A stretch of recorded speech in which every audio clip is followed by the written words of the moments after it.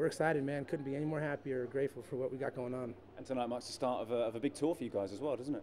Yeah, this is our first tour in Europe, really. I mean, we've come here and done like one-offs and stuff, but we've never actually, you know, like, hey, you're in Europe for, you know, 2.5 weeks, and that's it. Go have fun, you know. So it's cool, you know. It's definitely different, you know.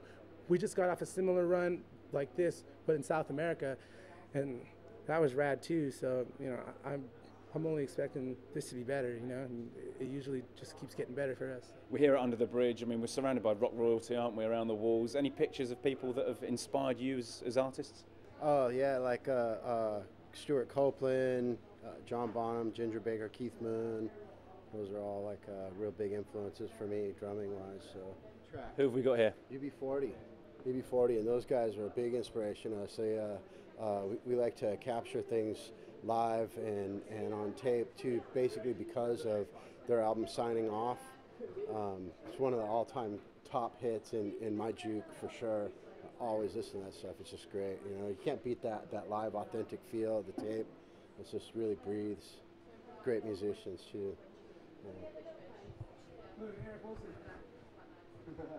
First rock and roll concert that my dad took Eric and I to, we saw the Rolling Stones with Prince, and it was like his 1999 album debut, and people were throwing vegetables and hot dogs and all kinds of stuff at him, and Mick Jagger came out because he left. After 3 songs, he left the stage, and Mick came out and said, "What do you say we don't pay this jackass unless he gets up here and finishes his set?" It was like, yeah!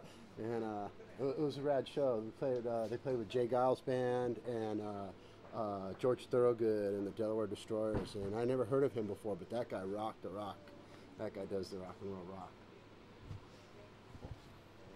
These guys. Who have we got here? Specials. These guys were insane. We used to play like a lot of their songs growing up, like Monkey Man and Ghost Town. I mean, just all their songs were just like top hits for us, just growing up, and really inspired us to play ska music. Yeah. Well, I cut my hair to be just like her, you know. I admire everything about her. Going on Rolling Stones, tearing a picture of the Pope. That's the worst thing you can ever do for your career. That is punk rock, my friends. That is the definition of punk rock. You got Peter Gabriel looking like Bjork. Anything's possible. Ozzy was one of the greatest dog breeds in the world. Yeah. Talk to us about Ozzy Ozbourne. How important is he? Oh, yeah, Black Sabbath, man. Black Sabbath was a big inspiration for me growing up, and actually, Bill Ward, the drummer, lives near Long Beach. He lives in Seal Beach, and he still gets out and jams every once in a while too. Hasn't Really Eric jammed with him before? Yeah. Let's come around. I'll ask a couple of questions. Madness, One Step Beyond. The name was Beyond.